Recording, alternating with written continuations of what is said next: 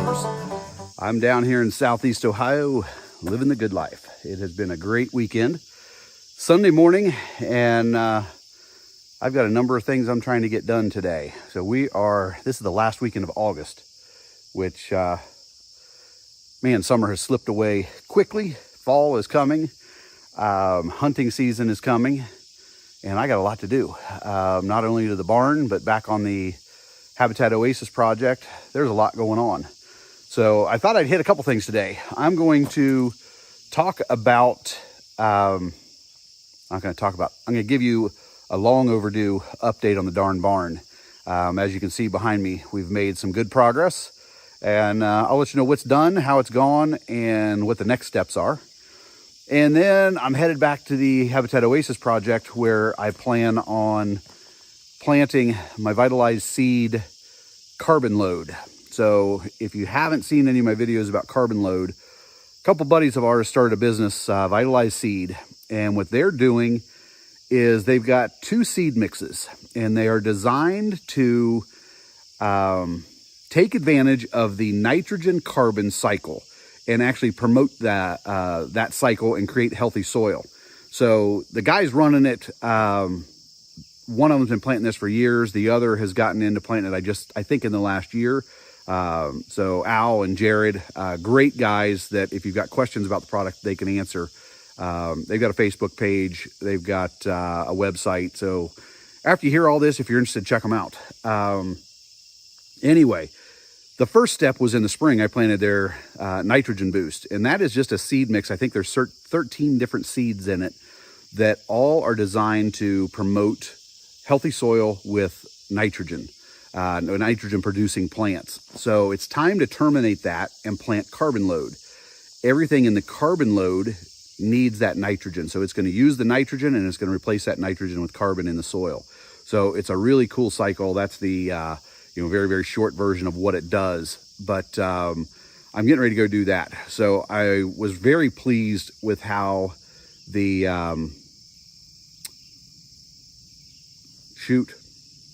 nitro boost worked through the summer. I had one field that I kept a camera on, and I had deer in it all the time. So if you're looking for something to plant for this fall, you can start with carbon boost. You don't have to have nitro or carbon load. You don't have to have nitro boost planted to do this. So it's a seed mix that has, I think, 16 different seeds in it. So really looking forward to getting it in the ground and seeing how it does and what the deer think of it. So I'm going to do that today. So I'll take you back to see that. And then I just have some odds and ends. I guess, one of the things, I got a box blade here in front of the barn. So let me kick off with a little update on the barn, and then we'll head out to the Habitat Oasis project. So the barn has really come along well. I'm very pleased with where we're at. Certainly, end of October, we'll have been a year at this project. So, obviously not happy with how long it's taken, but the guys who have come in to finish the job where Brian the bum left off, very pleased with what they're doing. And I'm very thankful Claude and his team have stepped in to clean up the mess Brian left behind. It seems like everything they do, they find something else that Brian did that wasn't right. So they're doing a lot of corrections and a lot of workarounds to make things work. But anyway, very pleased. You can see I went with 2 garage doors, 16 feet wide, 10 feet tall. Both of those are insulated. One of the things that I keep being asked is, are you going to heat the barn? And, at the end of the day, I would certainly like to have heat in the barn. And there's so many things you have to do up front or that you do different if you're going to heat. So I've put some things in place thinking I will heat the barn, the biggest being the PEX and the radiant heat. But who knows how soon that'll happen, that I'll actually spend the money to heat the barn, because there's some finish work that needs to be done inside. So anyway, couple garage doors that are insulated and a man door. Very pleased with that. I ended up with a little bonus parking pad out here. When we were pouring the concrete, we had put foam down on the floor to insulate the floor, then put our PEX on top of it. And one of the things Claude came back and told me was, as he measured for concrete and he was shooting everything, he felt very confident that he only needed, and I forget what the number was, I think 17 yards to do the last portion of the barn. And he said, I feel very confident, but I don't want to run out. So I've ordered 19.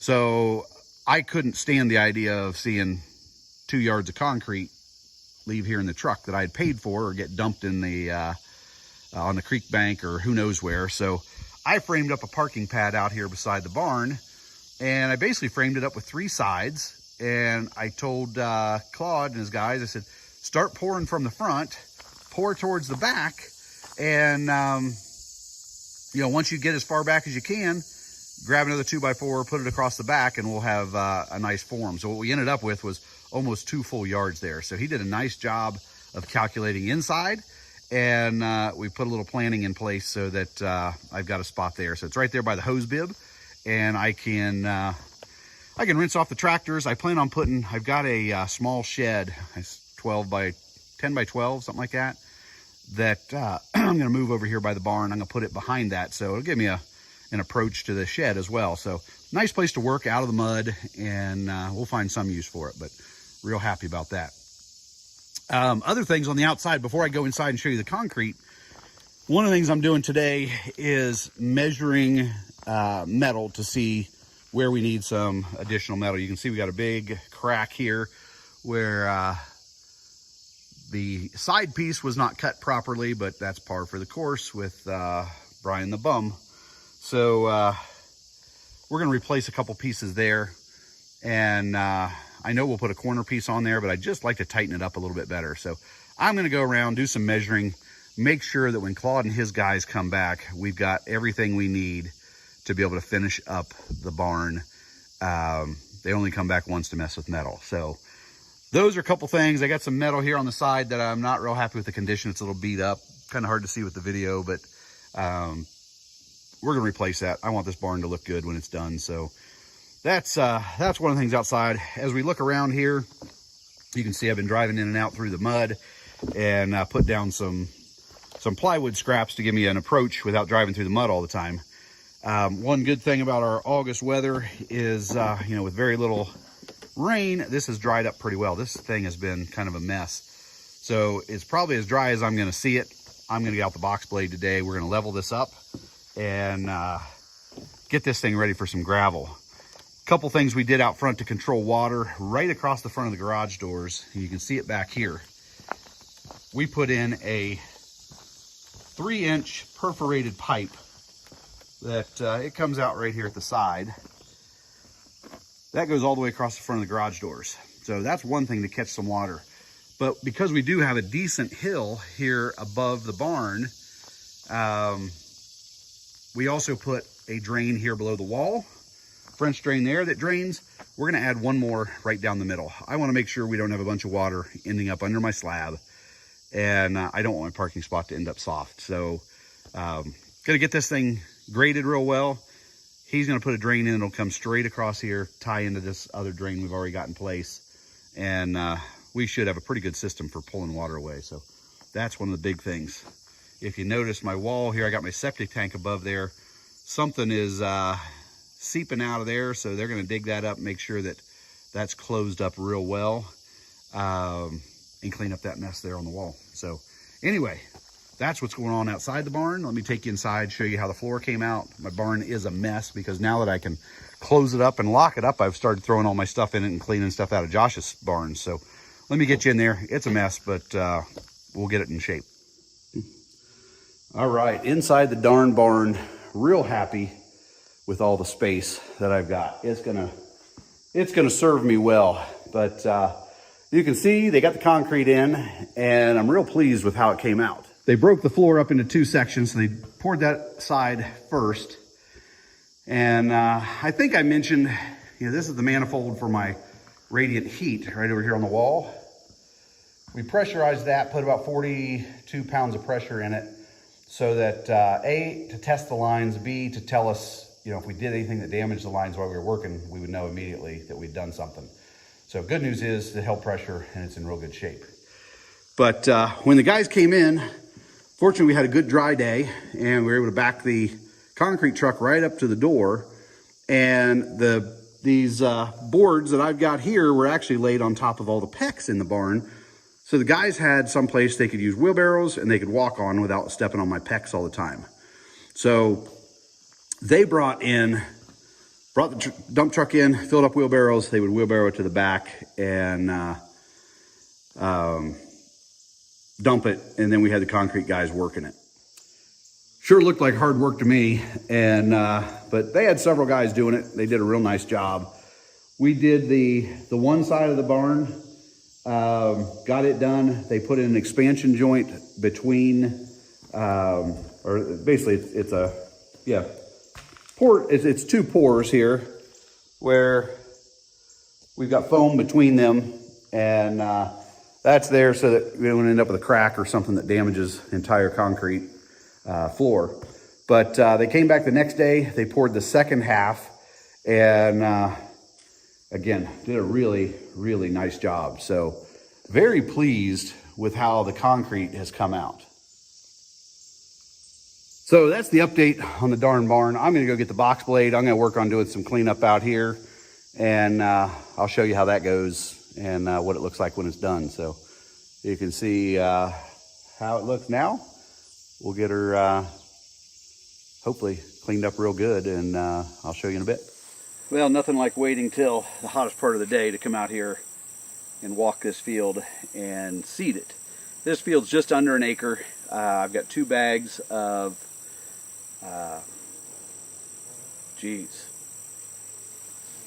carbon load.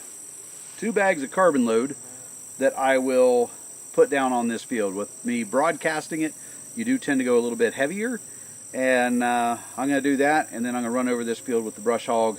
You can see the sorghum has done really well in here. We'll mow everything down. We'll put a nice layer of green moist thatch on top of that seed. That should help get it going, and when we get a rain, it should trap some moisture for me and really protect those seeds and give them a good start. So I'm going to go ahead, get the seeder going, and start hitting this thing. A couple quick comments here before I start spreading seed. First, shout out to the guys for changing their packaging. In the spring, we had 45-pound bags. This time we got a 22.5-pound bag. Entire bag fits inside of my seeder, so that's nice. Once it's open, it goes into the seeder. I don't have to worry about an open bag anywhere. Other thing I wanted to hit was just a little bit of what's in here so that you get an idea. We got triticale, we got sunburst wheat, forage peas, winter rye, oats, buckwheat, hairy vetch, Dixie crimson clover, medium red clover, frosty berseem clover, radish, turnip, brassica, clover, a couple more turnips. There are, it looks like, I think there's 16 varieties in this bag. So something is going to do well in your food plot. If there's things that don't do well, there's others that will pick up the slack for you. So real impressed with this. I'm going to set this on, geez, the horseflies are crazy out here today.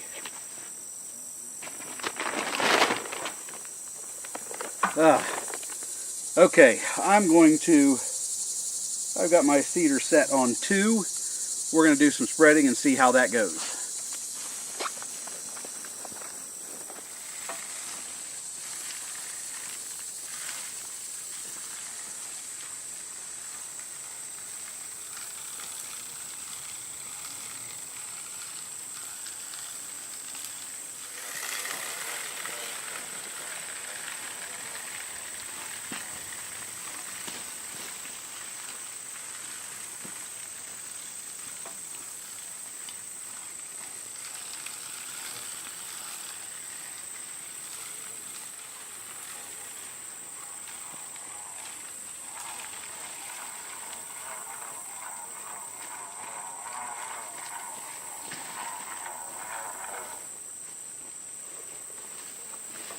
All right, one thing that I've said before, I really like seeding with a bag seeder because I get to see everything that's going on in the field. As I walked around, I could still see beans, I could still see clover, I could still see buckwheat. Good things happening here in the field. So, real pleased with it. That setting, I'm going to verify it. That setting at 2, I went through that 22.5-pound bags on about half of this field. So, right around 2 at that pace, you're going to be able to cover an acre. So, real pleased with it. What would I change? It would have been easier to do had I mowed this thing, but I really wanted to get the thatch layer on top of it. So fighting through some of the buckwheat, would have been nicer if the field was cut. A couple of the next fields I'm doing, I did cut them pretty low. But all in all, real happy with this. So that's one bag down. I'm gonna get the brush hog this area real quick and knock it down. Actually, I'm gonna seed the other half, then I'll brush hog it all.